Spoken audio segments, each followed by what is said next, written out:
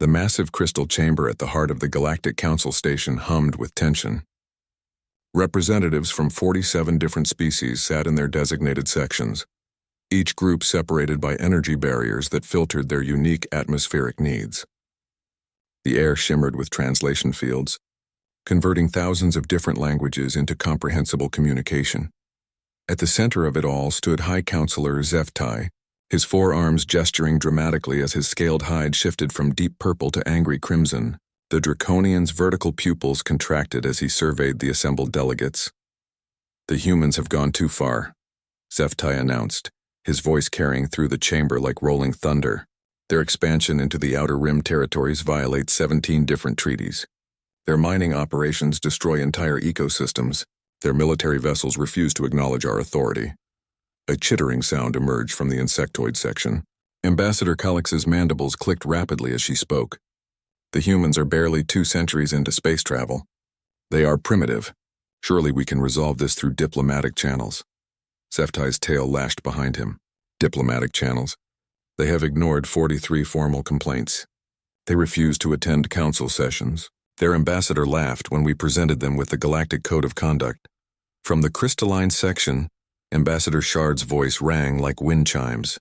"The Mineral Collective agrees with the Draconian assessment. Human mining techniques are barbaric.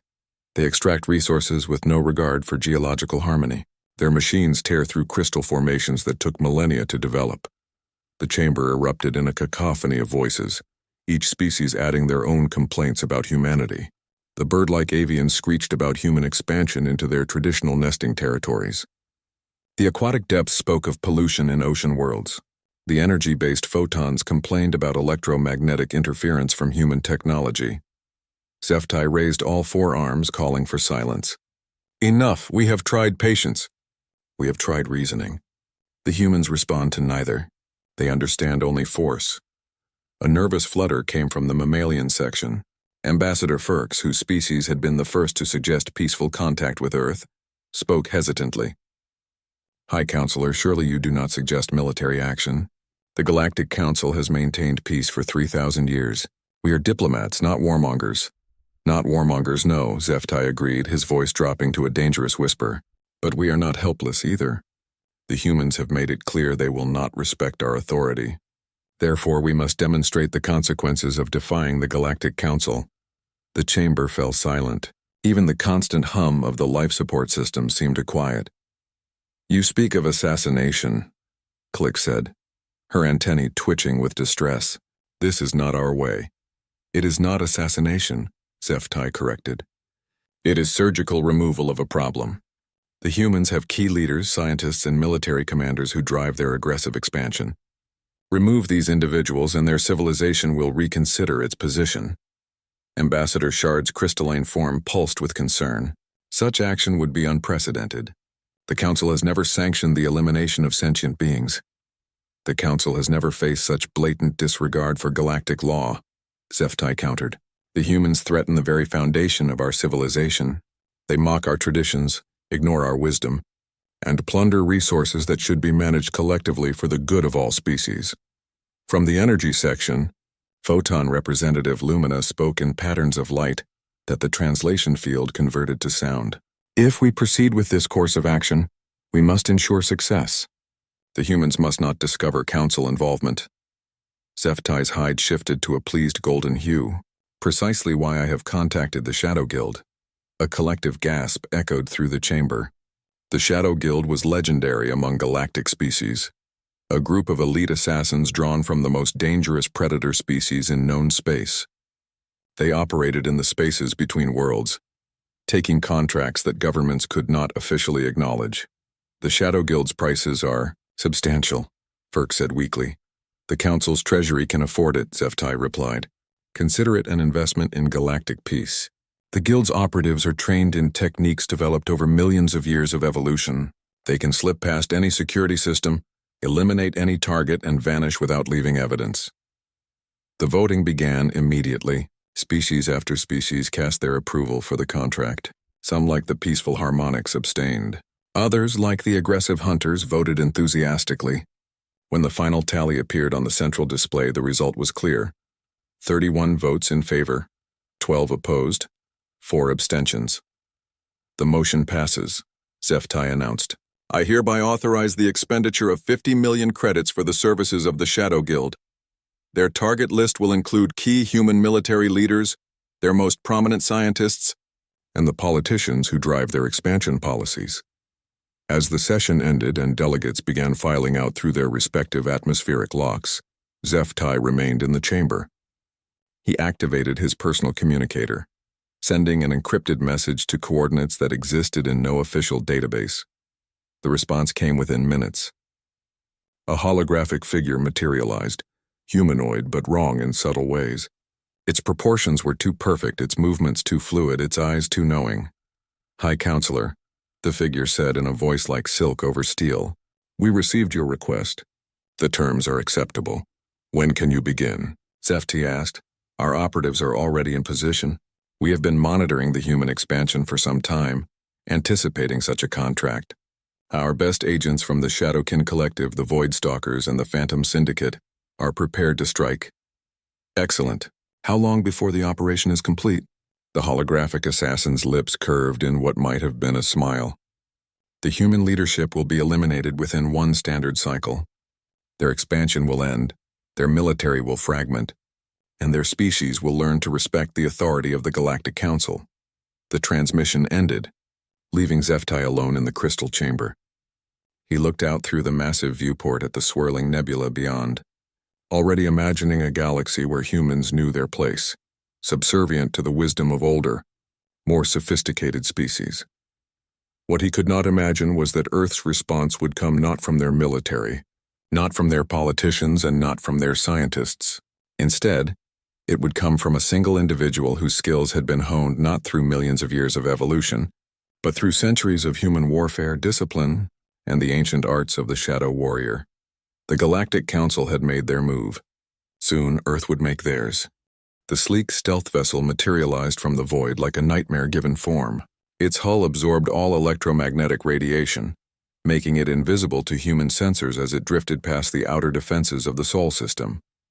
Inside, 3 of the galaxy's most feared killers prepared for their mission.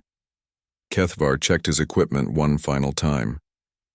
The Shadowkin operative stood 7 feet tall, his obsidian skin rippling with bioluminescent patterns that could hypnotize prey or blend perfectly with shadows. His species had evolved on a world of eternal darkness, where only the most cunning predators survived. His 4 arms moved independently, each one capable of wielding a different weapon with lethal precision. Human security protocols are primitive, he reported to his companions. Their surveillance systems detect only visible light and basic energy signatures. They have no defense against phase shift infiltration. Across the cramped cabin, Vexelia hissed her agreement. The Void Stalker's serpentine form coiled around specialized equipment, her scales shifting color to match her surroundings. Her species had mastered the art of patience, capable of remaining motionless for years while waiting for the perfect moment to strike. Poison glands behind her fangs contained toxins that could kill any known life form within seconds. Their leaders gather in predictable patterns, she added, her forked tongue tasting the recycled air. The intelligence provided by the Council shows regular meetings, routine travel schedules, and minimal personal protection. These humans have no concept of true danger. The 3rd member of their team said nothing. Zarnkot of the Phantom Syndicate existed partially in this dimension, and partially in what humans called hyperspace. His ghostly form flickered between visibility and transparency, a product of dimensional manipulation technology that his species had perfected over millennia. He could pass through solid matter at will, strike from impossible angles, and escape through routes that did not technically exist. Their ship's AI announced arrival at the designated coordinates. Below them, Earth hung like a blue jewel against the cosmic void, surrounded by a modest collection of orbital stations and defensive platforms that looked almost quaint compared to galactic standard technology. Beginning insertion protocol, Kethvar announced. 3 separate escape pods launched from the stealth vessel, each one designed to deliver its passenger without triggering human detection systems. Kethvar's pod landed in the shadows of New Geneva, where the Earth Defense Council maintained its headquarters. He emerged from the crash site, a remote forest preserve, and immediately began his transformation. His bioluminescent patterns shifted to match the dappled moonlight filtering through leaves, while his internal organs adjusted to Earth's atmosphere and gravity. Within minutes, he had infiltrated the city's underground infrastructure. The human tunnel systems were laughably simple compared to the labyrinthine void cities of his homeworld. He moved through maintenance shafts and abandoned subway tunnels, always staying in the darkest shadows, always invisible to the crude security cameras that monitored human activity. His first target was General Harrison Mitchell, the man responsible for Earth's military expansion into the outer rim. Intelligence reports indicated that Mitchell would be attending a classified briefing at 0800 hours in the secure conference room on the 15th floor of the Defense Council. Building. Kethvar positioned himself in the building's shadow zones, places where human architects had inadvertently created pockets of darkness, perfect for a Shadowkin operative. He studied the general's routine, noting the man's precise timing, his preferred routes, and his minimal security detail. Meanwhile, across the continent, Vexlia had taken position in the research district of Houston Prime. Her target was Dr. Sarah Chen, the brilliant xenobiologist whose breakthrough discoveries had accelerated human understanding of alien life forms. The council viewed Dr. Chen as particularly dangerous because her research was helping humans adapt to alien environments at an unprecedented rate. Vexlia had spent 3 days studying her prey, learning the human's patterns with the patience that only a void stalker could possess. Dr. Chen worked late nights in her laboratory, often alone, protected by nothing more than electronic locks and automated security systems. The scientist had no idea that death was coiled in the ventilation shafts above her workspace, watching and waiting. On the opposite coast, in the sprawling metroplex of New Angeles, Zarnkot phased through the walls of the diplomatic quarter. His target was Ambassador Elena Rodriguez, Earth's representative to the few alien species that had established formal contact with humanity. Rodriguez was scheduled to depart for the Centauri negotiations in 48 hours, where she would attempt to secure mining rights that the Council desperately wanted to deny to humans. The Phantom Syndicate operative materialized in Rodriguez's apartment building, moving through walls and floors as if they were empty air.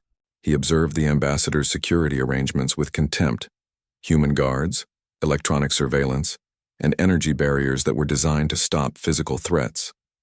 None of them could detect or stop a being who existed between dimensions. As the three assassins finalized their preparations, their coordinated strike was set to begin at midnight, Earth Standard Time.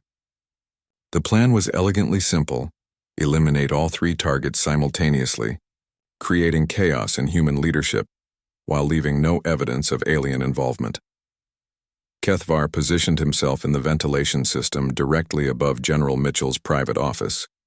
His bioluminescent patterns had shifted to emit a specific frequency that would induce immediate cardiac arrest in humans. One brief flash of light when the general entered his office, and Earth's military expansion would lose its primary architect.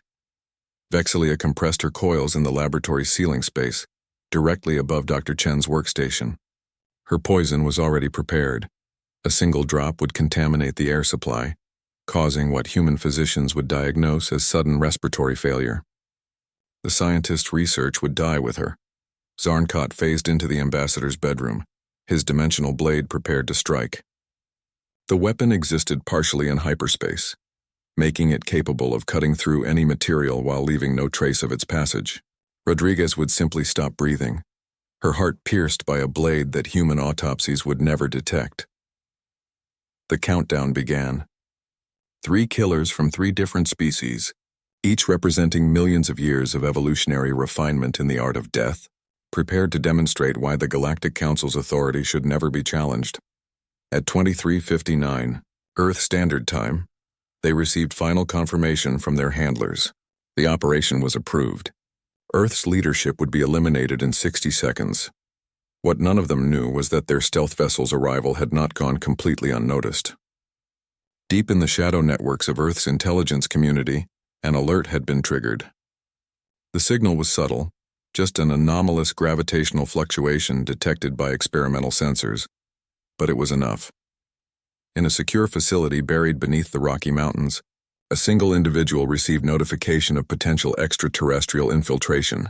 The message was brief: the source classified beyond most security clearances, and the recommended response was typical of human military thinking: overwhelming force and conventional tactics. But this particular individual was neither conventional nor military in the traditional sense. He was something the aliens had not encountered in their extensive study of human civilization: a practitioner of arts that predated technology, a warrior trained in disciplines that no galactic database contained. The assassins prepared to strike. Confident in their superiority and certain of their success, they had no way of knowing that Earth's response was already in motion, carried out by someone who understood that the greatest strength was not always the most obvious one. Jake Sullivan received the emergency alert at 23:47, 13 minutes before the alien assassins planned to strike. He was sitting in meditation pose on the roof of his Denver apartment, breathing exercises synchronized with the mountain wind, when his secure communicator buzzed with the distinctive pattern that meant potential extraterrestrial threat. Most people would have rushed to answer immediately. Jake took 30 more seconds to complete his breathing cycle, center his mind, and smoothly transition from meditation to full alertness. 20 years of training had taught him that haste led to mistakes and mistakes led to death. The message was encrypted with quantum locks that took his personal AI 3 seconds to crack. When the text appeared on his retinal display, Jake's expression didn't change, but his heart rate dropped to the slow, steady rhythm of a predator preparing to hunt. Gravitational anomaly detected at 23:31. Stealth insertion probable. High-value targets may be at risk. Authorization level black. Recommend immediate response. Jake Sullivan was not supposed to exist. Officially, the Ninja program had been discontinued in 2157 after the Pacific War ended. The last practitioners of the ancient arts had been reassigned to conventional military units or retired to civilian life. The skills that had once made men into living shadows were considered obsolete in an age of energy weapons and orbital bombardment. Unofficially, a small group of individuals continued their training in complete secrecy. They were funded through black budgets so compartmentalized that even their handlers didn't know their true names. They lived normal lives as cover identities while maintaining skills that the modern world believed were myths. Jake stood and walked to his apartment's hidden armory. The wall panel responded to his palm print, revealing equipment that would have looked ancient to most contemporary observers. No energy weapons, no powered armor, no technological force multipliers. Instead, he selected tools that had been perfected over centuries of human conflict. His suit was woven from synthetic materials that absorbed light across multiple spectrums while allowing natural body heat regulation. The fabric moved like silk but could stop projectiles that would penetrate standard military armor. Integrated sensors provided tactical information without electronic signatures that alien technology might detect. Jake strapped on his weapons with practiced efficiency. Traditional shuriken crafted from metamaterials that could cut through nearly any substance. Climbing tools that could grip surfaces at the molecular level. Smoke pellets that created nanoscale particles invisible to most detection systems. A katana forged using techniques that blended ancient metallurgy with modern materials science, creating a blade sharper than any laser. The most important tool was the one that couldn't be manufactured or purchased. 20 years of training had transformed Jake's body into a weapon that alien databases couldn't quantify. His reflexes operated at the theoretical limits of human neurology. His spatial awareness extended beyond normal senses through techniques that science called pseudo-mystical but which delivered measurable results. Jake's cover identity was maintenance supervisor for the Denver Municipal Utilities. His real profession was something that the galactic community didn't believe existed. A human shadow warrior capable of operating in environments where technology failed and conventional tactics were useless. He departed through his apartment's concealed exit, emerging into the building's ventilation system. From there, he moved through the city's underground infrastructure with the fluid grace of someone who had spent years learning to navigate three-dimensional spaces without leaving traces. The emergency alert had included preliminary target identification based on intercepted alien communications, 3 locations, 3 methods of attack, 3 individuals whose deaths would cripple human expansion efforts. Jake's tactical analysis suggested that conventional security would be useless against opponents who had evolved beyond human understanding. But Jake was not conventional security. His first stop was the Earth Defense Council building in New Geneva, accessible through the high-speed transit system that connected major cities via underground magnetic levitation trains. Jake boarded the 0015 departure, using credentials that identified him as emergency maintenance personnel, responding to a reported system failure. During the 40-minute journey, Jake reviewed everything human intelligence had gathered about extraterrestrial capabilities. Most of the data was theoretical, based on analysis of crashed alien technology and testimony from the few humans who had survived contact with hostile alien species. What emerged was a pattern that gave Jake hope. Alien species had evolved to excel in specific environments and situations. They developed overwhelming advantages within their areas of specialization, but they also developed corresponding blind spots. A species that could phase through solid matter might be vulnerable to attacks that existed in multiple dimensions simultaneously. A predator that relied on perfect camouflage might be confused by opponents who didn't depend on visual targeting. Jake arrived in New Geneva at 0:58, 2 minutes before the planned alien strike. He emerged from the transit station and immediately began moving toward the Defense Council building using approach routes that avoided all standard surveillance coverage. The building's security was impressive by human standards: armed guards, motion sensors, thermal imaging, quantum encryption locks. Jake bypassed all of it using techniques that predated electronic surveillance by centuries. He moved through blind spots that existed not because of technological failures, but because of the fundamental limitations of sensor placement in three-dimensional space. By 01:05, Jake was inside the building's infrastructure, moving through spaces that architects had never intended for human occupation. He could feel the presence of something wrong, not through any technological sensor, but through the intuitive awareness that came from years of training in environments where the slightest mistake meant death. The alien was close. Jake couldn't see it, couldn't hear it, but he could sense its presence through subtle changes in air pressure and electromagnetic fields that most humans would never notice. Kethvar was preparing to strike when he first became aware that something had changed. His bioluminescent patterns, finely tuned to detect movement and thermal signatures, registered an anomaly that shouldn't exist. There was something else in the building's shadow zones, something that moved with a predator's grace but didn't match any known human signature. The Shadowkin operative paused, extending his senses to their maximum range. His species had evolved to be apex predators in environments where detection meant death, but what he was sensing violated everything he understood about human capabilities. Below him, General Mitchell was entering his office for an unscheduled late-night review of tactical reports. The target was perfectly positioned, completely unaware of the death that waited above him. All Kethvar needed to do was emit the specific bioluminescent pattern that would stop the human's heart. Instead, he found himself hesitating. Something was wrong. Something was moving through the building's infrastructure with the skill of a professional killer. But human intelligence reports insisted that no such individuals existed in contemporary Earth society. That hesitation saved his life. Jake struck from an angle that the alien's evolutionary programming couldn't anticipate.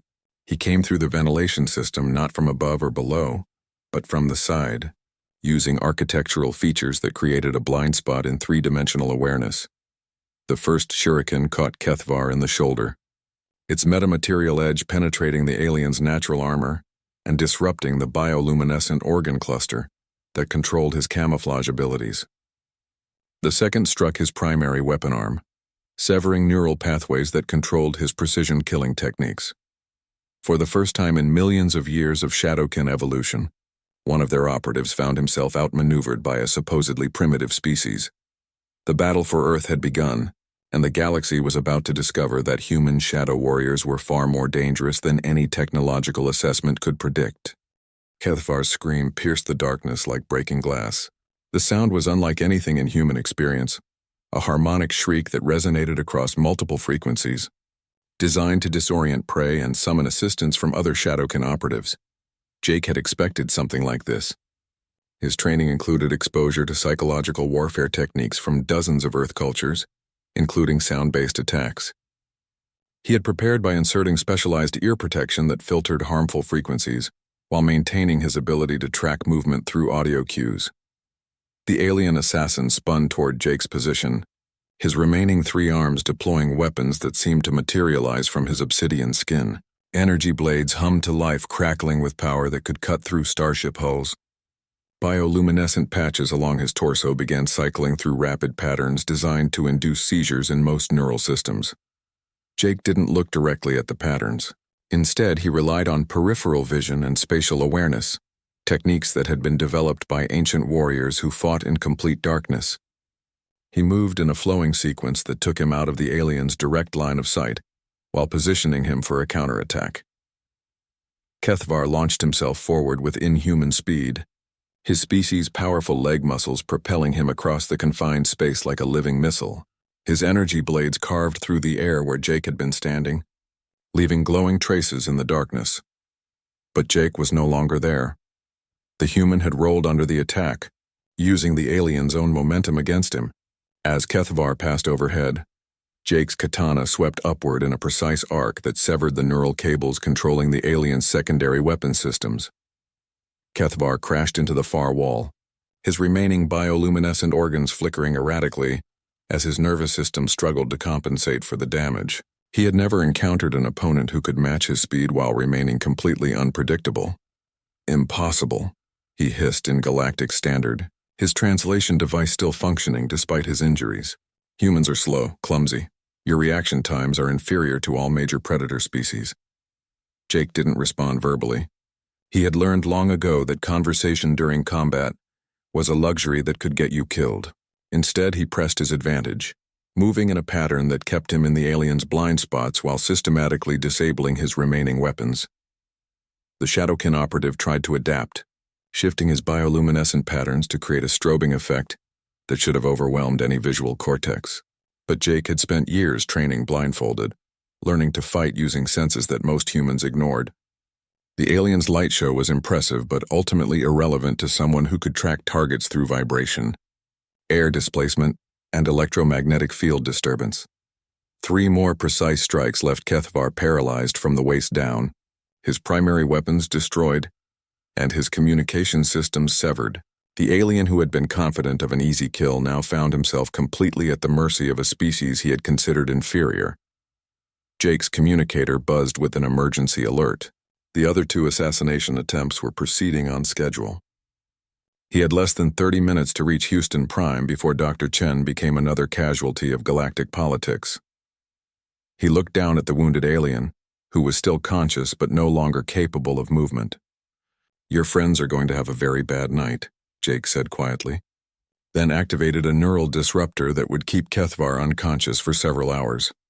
The journey to Houston required transportation that wouldn't appear on any official manifests.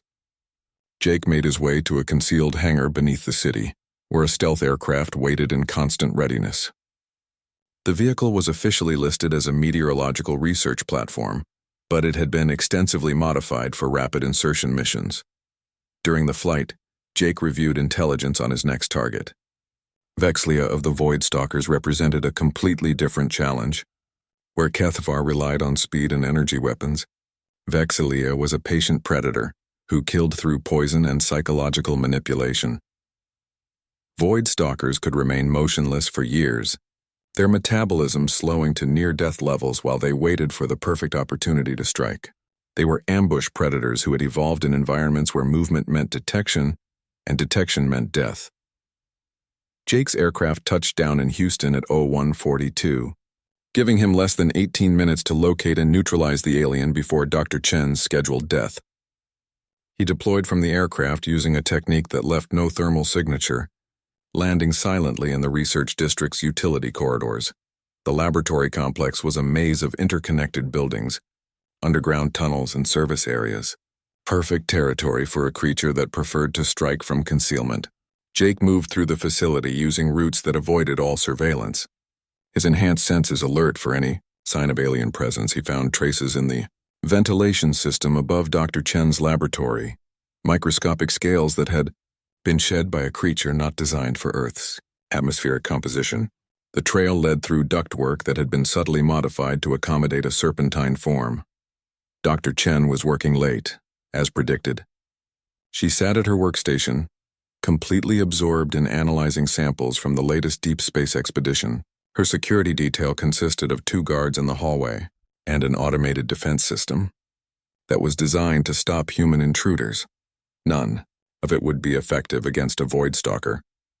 Jake positioned himself in the laboratory's secondary ventilation system, moving with infinite patience toward the alien's hiding place. Vexlia had chosen her position perfectly, directly above the scientist's workstation, coiled in a space too small for most creatures but ideal for a species that could compress their bodies to fit through impossibly narrow gaps the alien was preparing to strike when Jake's presence registered on her thermal sensors. Unlike Kethver, Vexlia didn't panic. Her species had survived by being cautious, by analyzing threats before responding to them. She extended her consciousness through the facility's infrastructure, mapping heat signatures and electromagnetic patterns. What she found confused her. There was definitely another predator in the area, moving with skill that suggested professional training. But the signature was human, and humans weren't supposed to possess such capabilities. Vexlia decided to proceed with her original mission while monitoring the unknown threat. She began secreting her lethal toxin into the laboratory's air supply, a process that would take several minutes to reach fatal concentrations. That was her mistake. Jake had trained in environments contaminated with biological weapons. His suit included atmospheric processing that could neutralize most known toxins, while his enhanced metabolism could survive exposure levels that would kill normal humans. More importantly, he had learned to detect chemical threats through subtle changes in air composition. The moment Vexlia began releasing her poison, Jake knew exactly where she was hiding. His attack came from below, using a route that no void stalker could anticipate. Jake had studied the laboratory's architectural plans and identified a structural weakness that allowed access through the floor rather than the ceiling. He emerged directly beneath Vexilia's position, his katana piercing upward through gaps in the ventilation system. The blade, guided by precise spatial calculation, severed the alien's poison glands while avoiding her vital organs.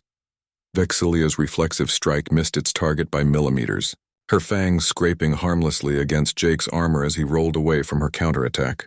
For the first time in her species' evolutionary history, a void stalker had been outmaneuvered by prey that she hadn't even known was hunting her. The battle was brief, but decisive.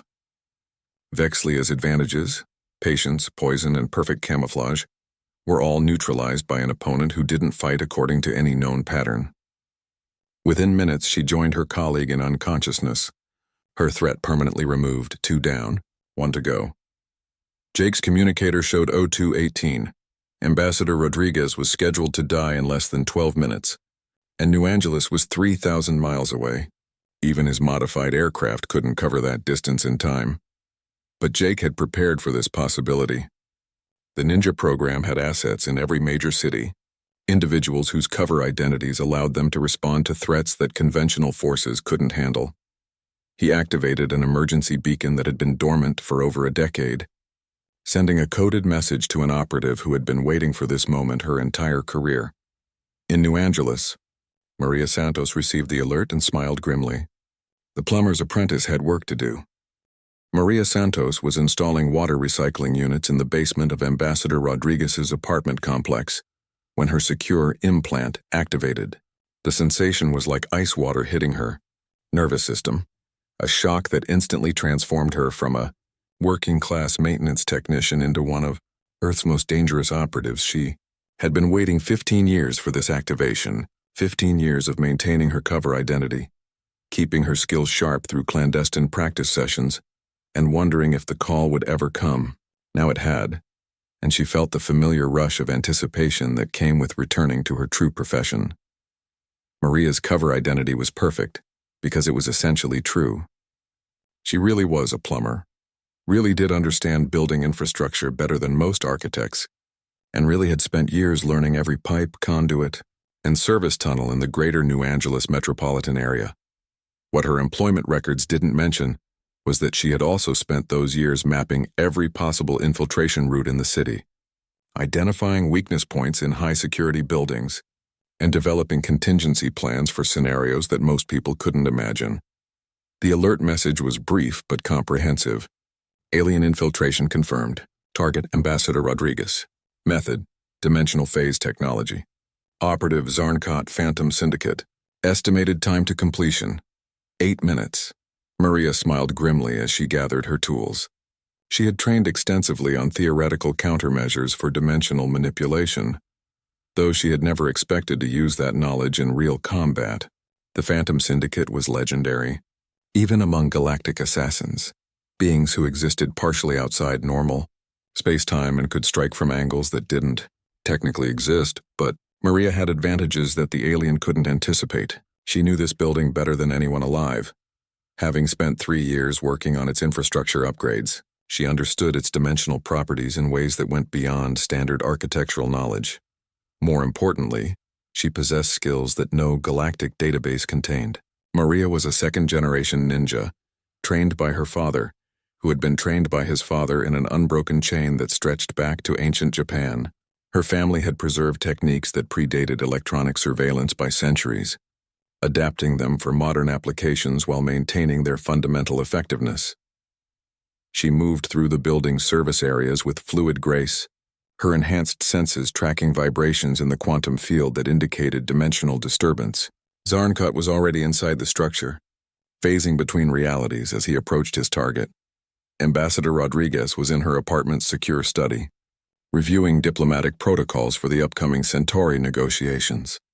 Her security detail consisted of 4 guards, stationed at strategic points throughout the building, plus automated systems that monitored all conventional approach routes.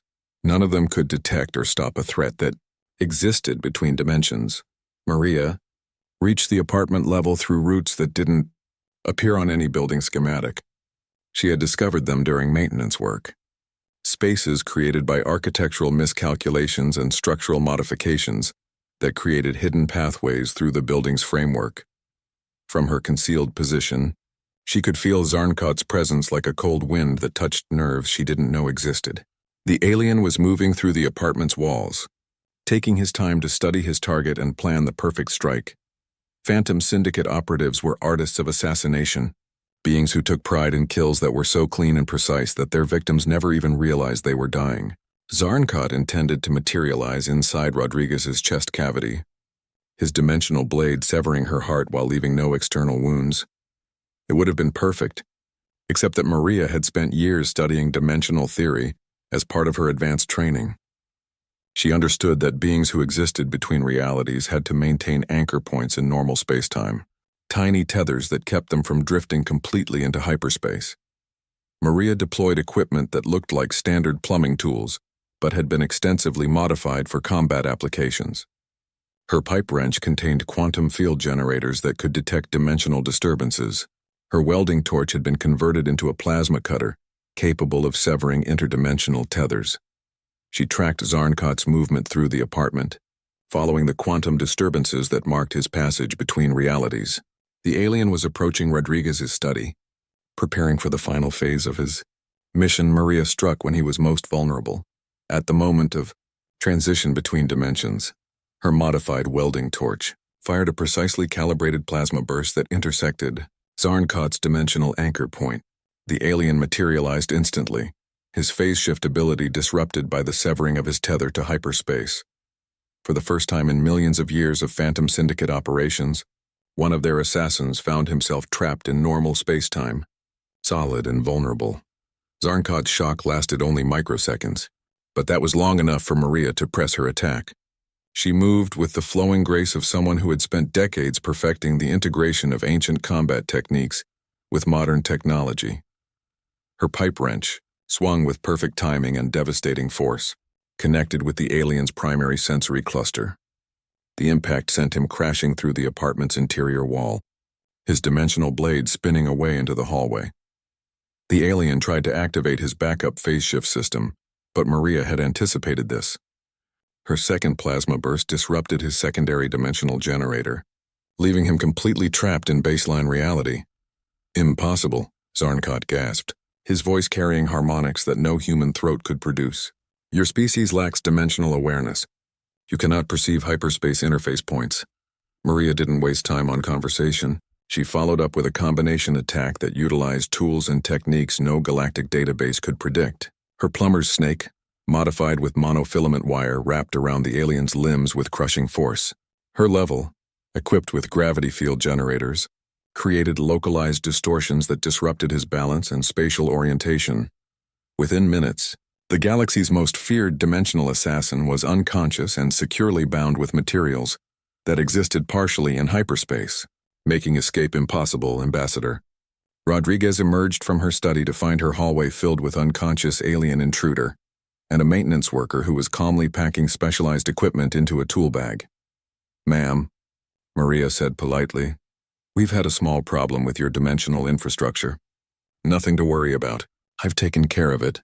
Rodriguez stared at the alien, her diplomatic training struggling to process what she was seeing. Who?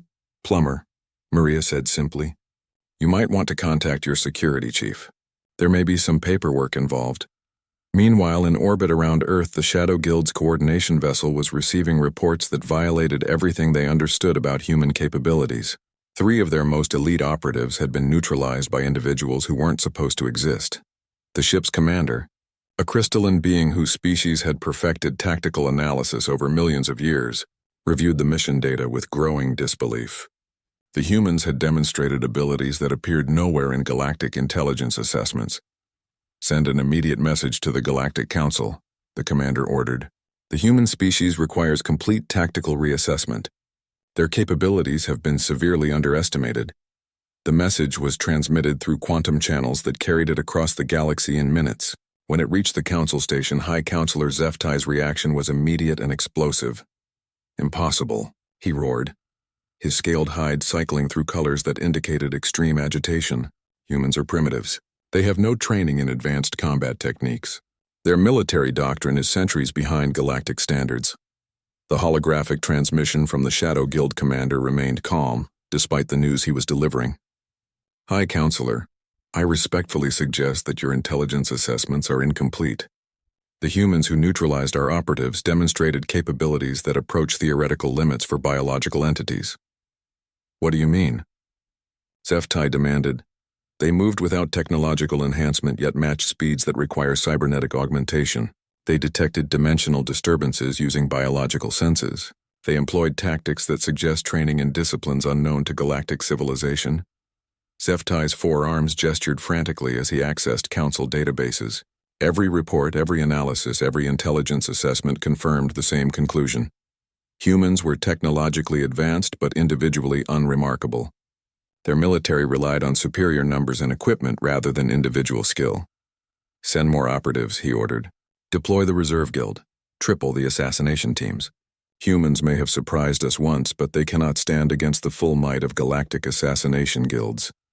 The transmission ended, leaving Zeftai alone with his rage and confusion. He had no way of knowing that Earth's response to his escalation was already in motion, coordinated by individuals whose very existence contradicted everything the galaxy believed about human society. In his mountain hideout, Jake Sullivan received Ratty. The Reserve Guild arrived in Sol System like a plague of living nightmares. 15 stealth vessels materialized from hyperspace, each one carrying assassins from species so dangerous that their names were whispered in fearful reverence across the galaxy. Morgath the Bonebreaker led the ossified legion, beings whose skeletal structures had evolved into living weapons capable of cutting through starship armor. Silendra commanded the Psychic Reapers, entities that could kill with pure mental force from distances measured in light years. Crixlon brought the Temporal Stalkers, assassins who could manipulate localized time streams to attack targets before they even knew they were in danger. The combined force represented the deadliest collection of killers ever assembled for a single mission.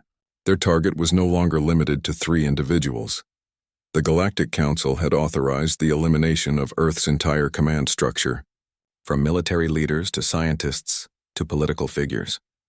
High Counselor Zeftai had made his position clear in the updated mission briefing. The human species must be broken. Their expansion must end.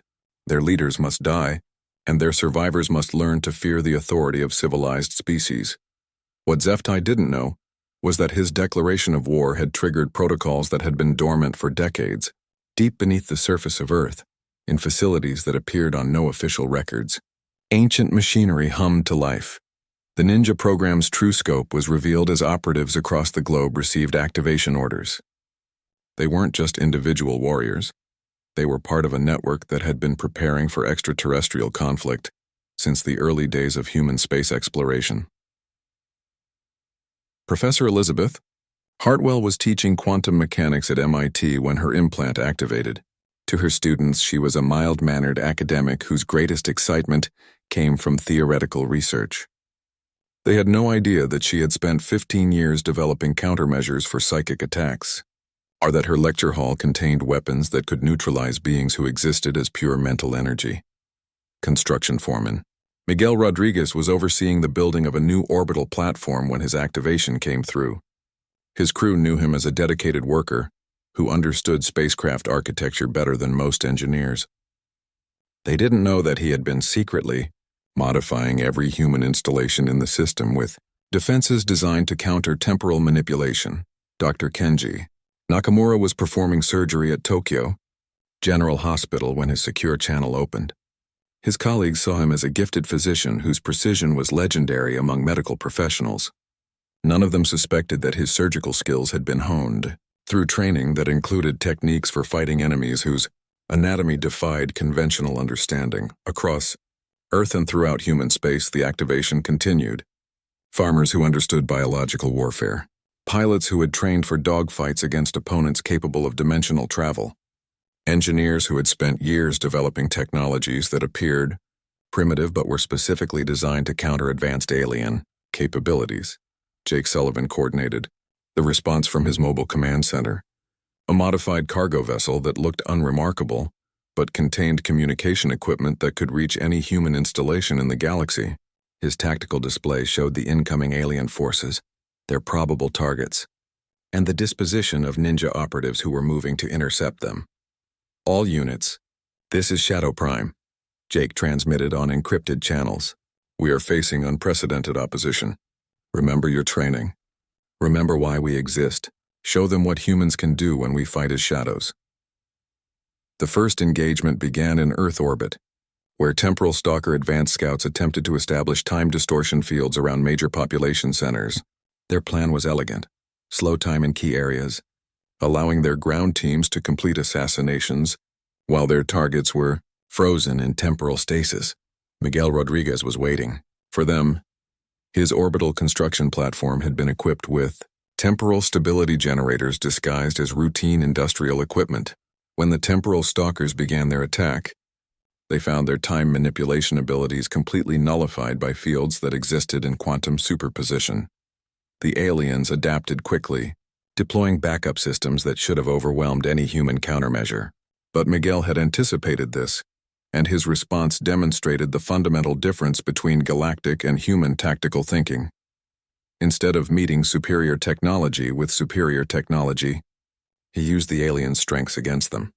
His platform's artificial gravity systems had been modified to create localized temporal eddies that trapped the temporal stalkers in recursive time loops, causing them to repeatedly attempt the same attacks while never actually accomplishing anything. On Earth's surface, Professor Hartwell faced the Psychic Reapers in a battle that took place entirely in mental space. The aliens' psychic assault was overwhelming by galactic standards, capable of instantly killing any known life form through pure mental force. But humans had developed meditation techniques that the galaxy had never encountered. Hartwell's consciousness had been trained to exist in states that psychic attacks couldn't penetrate, mental configurations that appeared to be insanity, but were actually highly disciplined forms of focused thought. The Psychic Reapers found themselves attacking targets that seemed to exist and not exist simultaneously, minds that responded to mental assault by becoming more focused rather than less coherent. For the first time in their species' existence, they encountered opponents whose consciousness operated according to principles they couldn't understand. The battle in Tokyo was perhaps the strangest of all. Dr. Nakamura faced Morgath and the ossified Legion in combat that required surgical precision applied to opponents whose skeletal weapons could cut through any known material.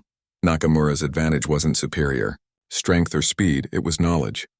He understood anatomy better than any warrior in galactic history, and he had spent years studying theoretical biology that included species he had never expected to encounter in person. His scalpels, enhanced with molecular edge technology, found the precise points where even living bone could be severed. His movements, trained through millions of hours of surgical practice, operated with precision that approached the theoretical limits of biological possibility. Morgath had never faced an opponent who could systematically dismantle his weapons while simultaneously performing what appeared to be delicate medical procedures. Within minutes, the galaxy's most feared bone warrior found himself completely disarmed and immobilized by techniques that no military database contained. As reports flooded in from across human space, a pattern emerged that sent shockwaves through the galactic intelligence community. Human operatives weren't just surviving encounters with elite alien assassins. They were winning decisively using methods that violated every known principle of combat doctrine. The Shadow Guild's command vessel received increasingly frantic reports from field operatives. Psychic attacks were being neutralized by forms of consciousness that shouldn't exist. Temporal manipulation was being countered by technologies that appeared primitive but operated according to unknown principles.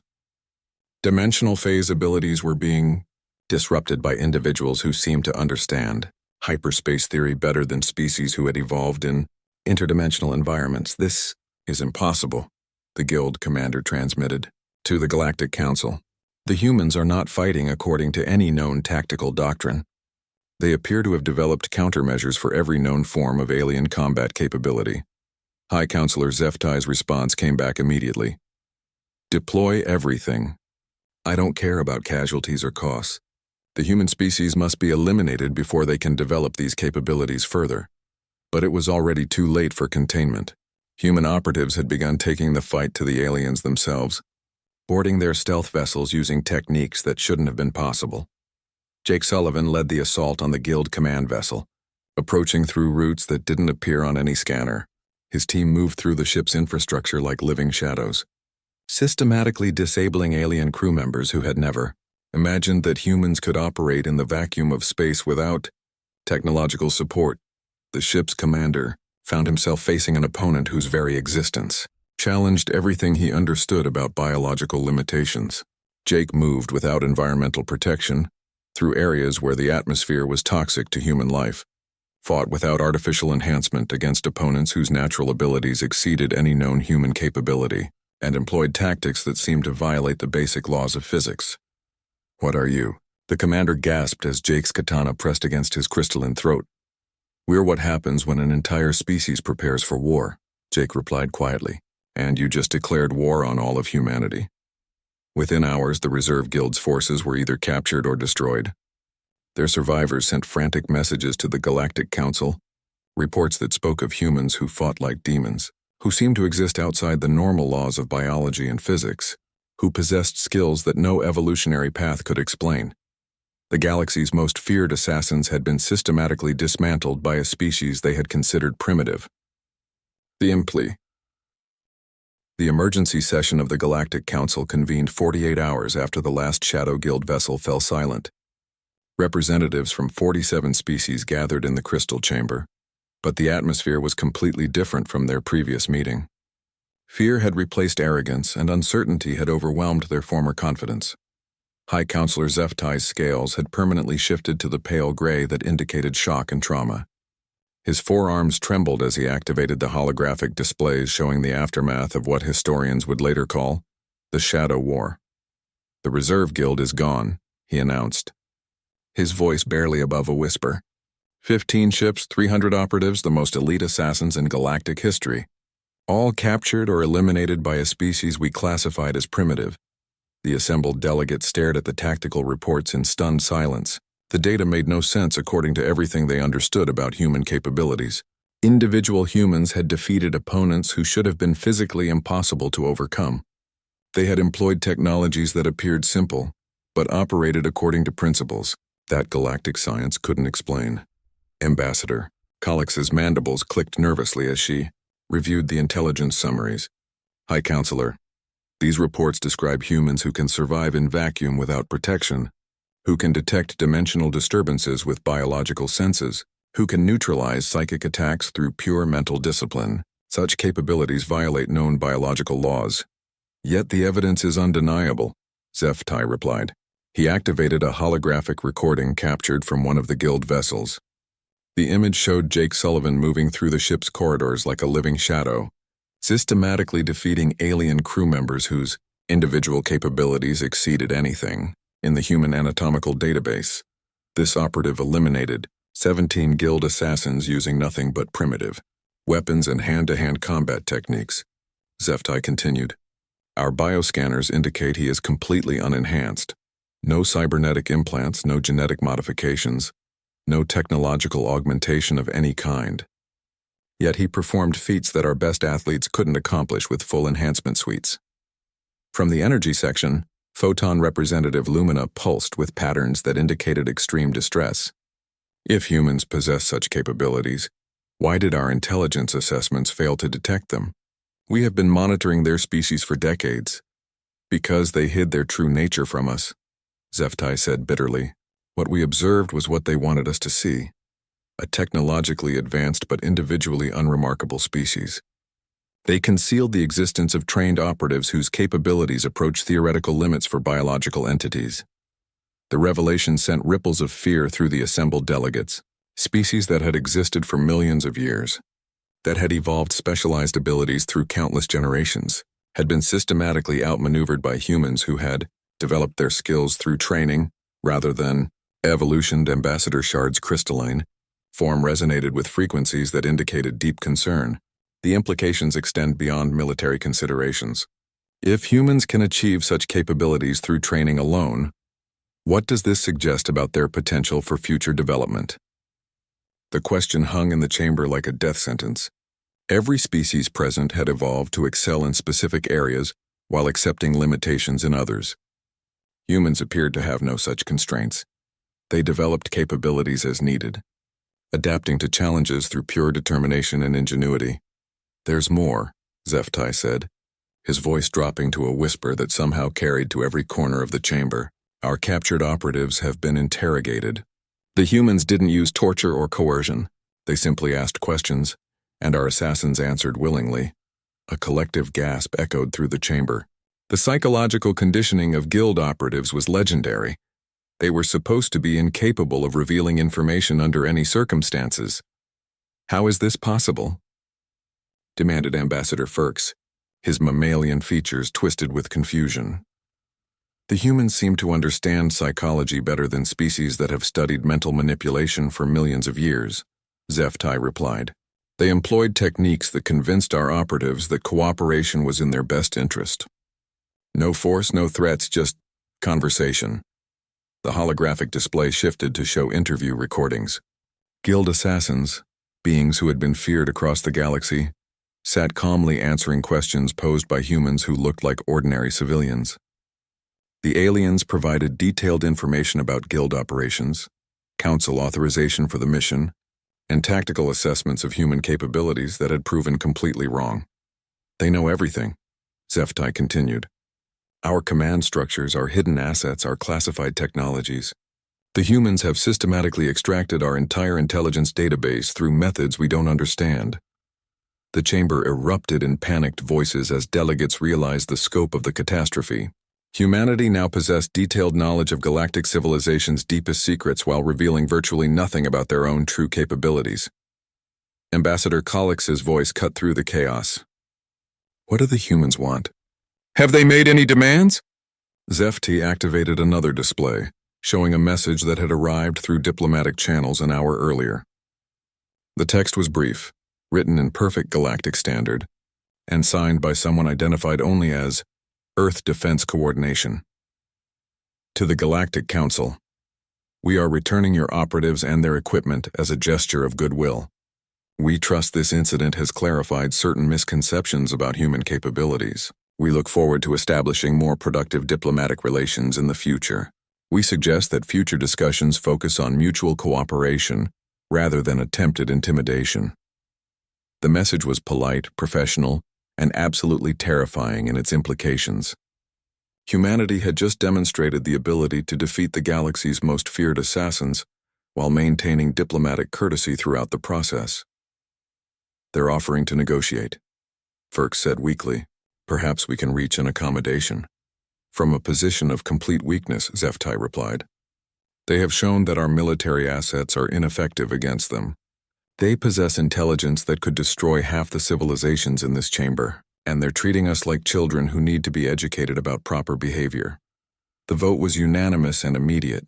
The Galactic Council formally withdrew all objections to human expansion, granted Earth's requests for mining rights in the Outer Rim, and invited humanity to establish formal diplomatic relations. With full council status, the alternative, continued conflict with a species that had revealed itself to be far more dangerous than anyone had imagined, was simply unacceptable. 3 months later, Ambassador Elena Rodriguez stood before the Galactic Council as Earth's first official representative. Her security detail consisted of a single individual who identified himself as a cultural attaché but who moved with the fluid grace that delegates had learned to associate with humanity's hidden warriors. The Earth government appreciates the Council's willingness to resolve our recent misunderstanding, Rodriguez said, her voice carrying easily through the crystal chamber. We look forward to productive cooperation that benefits all our species. In the months that followed, human expansion proceeded without interference. Mining operations in the Outer Rim operated according to human standards, which proved to be far more efficient than galactic protocols. Human diplomatic missions established trade relationships that benefited everyone involved. But throughout the galaxy, in the hidden spaces where power was really exercised, whispered conversations spoke of the shadow warriors who had changed everything. Intelligence agencies scrambled to understand how humans had developed such capabilities. Military planners revised their assessments of species threat levels, placing humanity at the top of every classification system. Jake Sullivan returned to his apartment in Denver, resuming his cover identity as a maintenance supervisor. To his neighbors, he was the same quiet professional who kept the building's systems running smoothly. None of them suspected that he had recently led the most successful military operation in human history. But sometimes, late at night, Jake would stand on his roof and look up at the stars. He knew that human expansion would continue, that Earth's children would spread throughout the galaxy, and that they would never again be underestimated by those who thought themselves superior. The universe had learned that humans possessed something more dangerous than superior technology or evolutionary advantages. They possessed the ability to become whatever circumstances required, to develop capabilities that others considered impossible, and to win victories through determination, training, and the ancient arts of the shadow warrior.